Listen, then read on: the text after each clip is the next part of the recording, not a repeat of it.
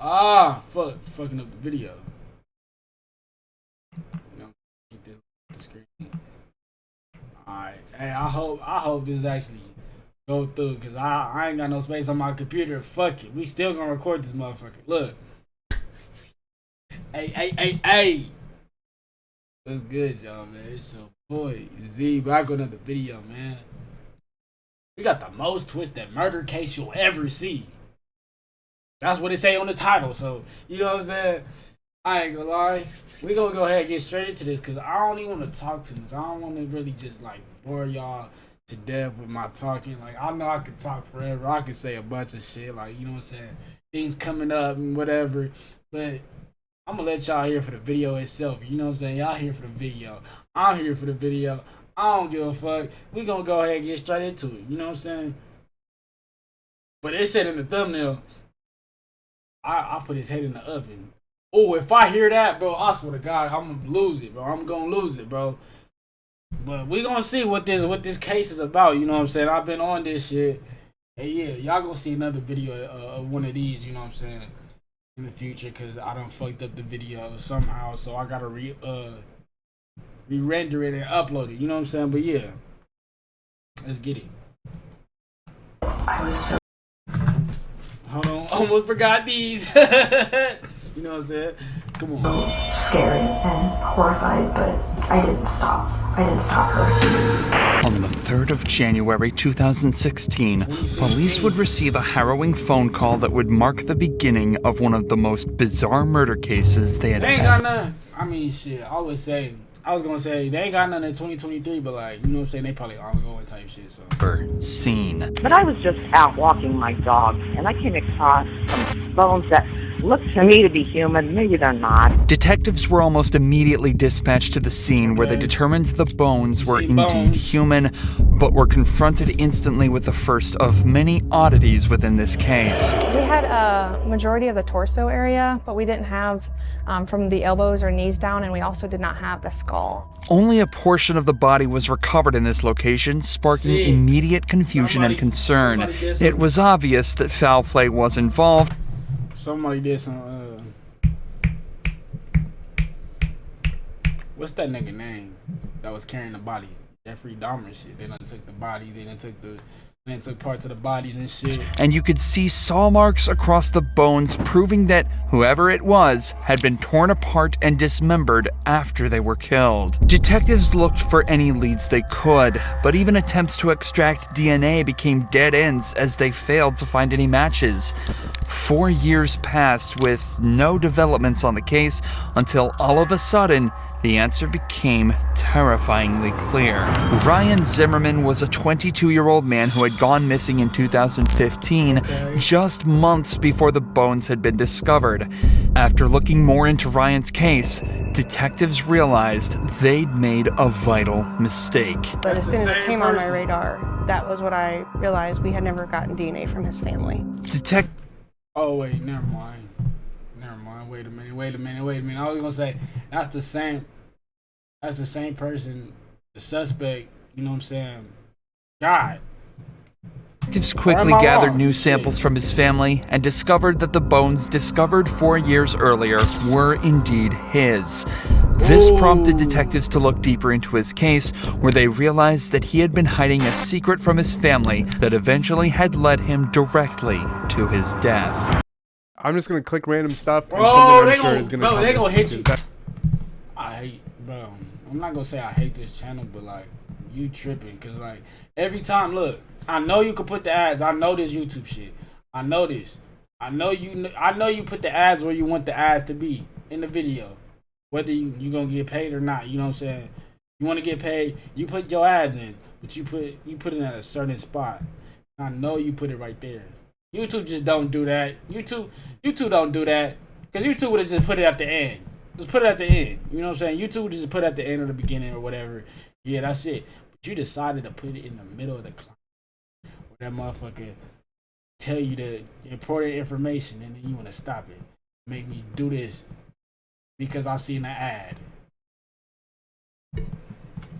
That's, you know, what I love about this kit. He had made a post on Craigslist personals, so he was looking for more of someone to take care of him. Was he interested in transitioning to being a woman? He started looking into some of it, such as the hormone therapy. He also would go shopping for different female clothing. Ryan's social media and internet activity revealed that just a few months before his disappearance, he had met someone online by the name of Corey Buzzard. Ryan moved from his home in Kentucky to Corey's house in Ohio alongside two women named Sarah and Naira. Ryan did his best to fit in with the other couple, but found himself often clashing with Naira due to their differing views on who transgender women should portray themselves. She felt that if you wanted to be a female, you needed to portray yourself as a female and not let anyone else know otherwise. But for the first month or so, things went fine until in late September, things would start to go drastically wrong for Ryan. Corey broke up with him and told him he had to pack up his things and move out of their shared apartment.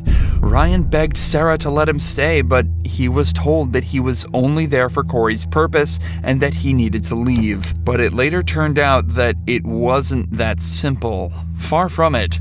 The entire time Ryan had been living there, Naira had been developing a fantasy about killing him and decided that his eviction was the perfect time to turn it into a reality. Sarah spent some time talking these through with Naira, originally to fantasy about killing him, and decided that his eviction was the perfect time to turn it into a reality. Sarah spent some time talking these through with Naira, originally taking them to be jokes, but allegedly became concerned after she started collecting tools and became more intricate with the plans. I tried to talk her out of it calmly at first, and then I started getting a little hysterical, and she told me that if I didn't help, that she was going to do it anyway, and that it was going to be a lot messier and a lot harder to get everything done by herself. She said that she would just give me a small role to play, but she would do most of the heavy work. Sarah goes on to explain that she was extremely concerned but didn't call the police out of love for Naira,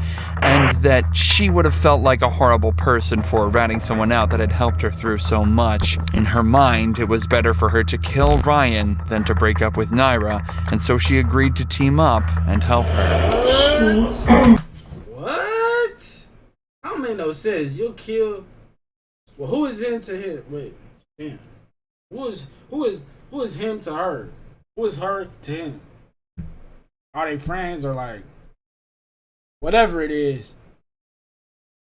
You gonna help kill when you don't want to do it? Like, that's weird. I ain't gonna lie. Like, I feel like she wanted to do it just cause. Had a rag that she dipped in bleach, and she had a bottle of vinegar next to her. I guess they had some kind of chemical reaction and released some kind of poisonous gas. I don't really know. So when Ryan came out, I jumped on him from behind. Naira came in and straddled him and then pressed the rag over his face. When he started making these guttural gasping noises, Naira let me get out from under him. I curled up in the office and cried. I wish that I didn't have to do it, but I was so scared and horrified, but I didn't stop. I didn't stop her. Sarah and Naira then dumped his body into their bath. You didn't stop. You didn't stop. You had a choice. You didn't have to do it. You had a choice. Why do it if you didn't want to do it? Bathtub, cut away his hands, feet, and head, and then spent the following 3 days disposing of his body across multiple different states. But even before police were aware of this, they were still closing in on Sarah and Naira due to the information found on Ryan's social media. In July, they searched both their apartment and their car and found traces of human blood in both. Sarah was arrested just weeks later, where she made her confession and pleaded guilty, but Naira wouldn't go down as easily. When detectives returned to arrest Naira after Sarah's confession, she rushed to her purse, pulled out a firearm, and took her own life in front of the officers. Sarah was sentenced to life in prison in the conclusion to one of the most... That's the most dumbest shit. Like, if you did not want to do it, bro, she just got out easy, bro.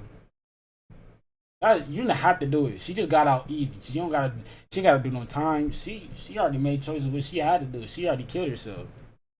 She killed herself. She out of there. She don't give a fuck. You know what I'm saying? And now you're serving life just because you try to help somebody But I feel like she wanted to do it anyways. Like, I don't know, that's weird. Bizarre cases we've ever seen, but at least this couple tried to hide what they did. The same cannot be said for this man, Michael Parks. In August of 2020, Michael called police to report his wife, Hope Parks, missing. Hi, my name is... Oh, so this is a whole different... Michael Parks, and me and my wife, we kind of got into an argument Tuesday, and I haven't seen her. Somebody picked her up. She got into a car with somebody, and they left. That's not your wife no more. Michael gave us... If she didn't get taken, that's not your wife no more. Hold on. Haven't seen her. Somebody picked her. Somebody picked her up. She got into a car with somebody, and they left.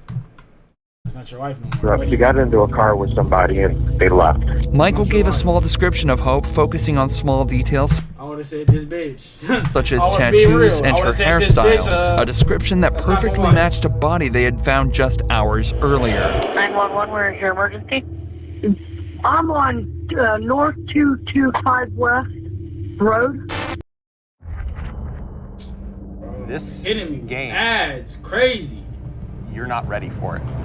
There's a body hanging off the bridge, no head. Hold I'm on, let me freaking make out. sure I'm still recording. Let me make sure I'm still. All right. Go. I never seen something like this.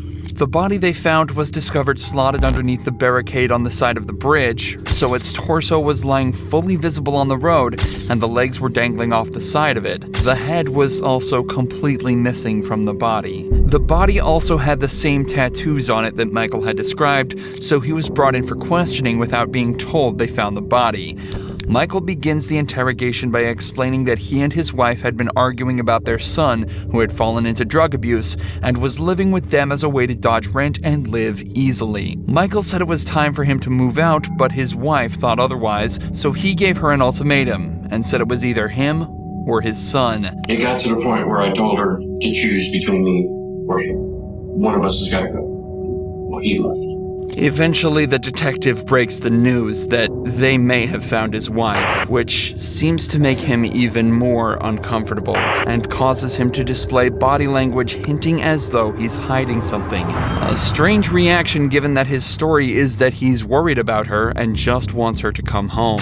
Detectives then decide the best course of action is to search their car and home so they can clear Michael of any wrongdoing, and Michael gives consent almost instantly. What we'd like to do is be able to get consent, and we'd like to be able to get that from you. Is that something you'd be willing to do? I can bring you the car right now if you want. His eagerness seems to denote innocence, but what detectives found at Michael's home was such a horrifying contrast that it shocked them to their cores. Before even entering the house, detectives found several blood spills on the porch, on the back patio, and through the grass beside the house.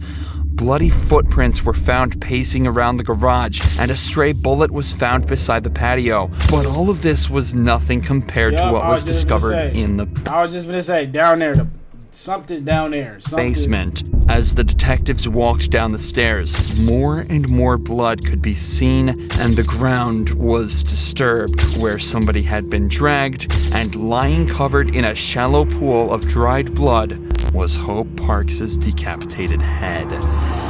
This discovery cemented Michael as the prime suspect, and he was brought in for a second interrogation, where he confessed to accidentally shooting his wife. We were arguing, like I said, over my son. I was on the back porch after everybody left. I was gonna shoot her. Accidents do happen, like it can happen, like, but like her head is on the motherfucking.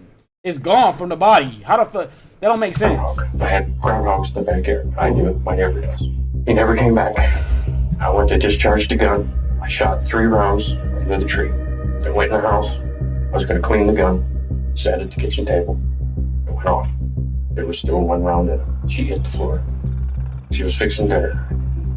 I panicked. Following his admission, Michael was placed in prison awaiting trial for reckless homicide, but before he was able to be tried, more evidence was found that would bring his case collapsing to the ground. It had come to light that he had been researching the effectiveness of bottle That silence. nigga said, dude, bottle silence is really worth that. Bro, they got you searching this shit up, bro. It's common sense not to search this dumb shit up. Come on now. You put those really silenced gunshots. Come on now. And pillow mufflers, 2 makeshift weapon attachments not required for just shooting groundhogs. This was all detectives needed to put the final nail in Michael Parks' case, convicting him of first-degree murder and sentencing him to live the rest of his life behind bars. Dummy. Dumb shit, bro. Dumb shit. You looking up ways to do something like. I mean, I would never do that. Like, I wouldn't do that. Like, it's pretty dumb because on the internet, that's damn near the first. That's the most thing they track. They look through the shit.